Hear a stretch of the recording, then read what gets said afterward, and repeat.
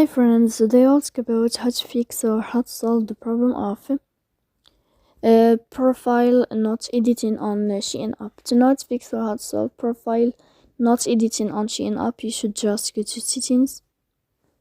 After that, you can click on apps, default apps, app settings. Then this list will enter to the window or to the app of Shein, and you can click here. Then you can go to first stop and you can click OK. Here will enter to the window of storage. Then you can click clear cache. Don't click clear data because that can cause you errors in your app. In the end, you can turn off your phone and you can wait a moment to turn on your phone again. If it's not working with you, then you can go to Play Store to update your app.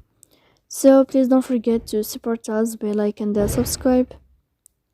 See you next time in another video, and thank you for your attention.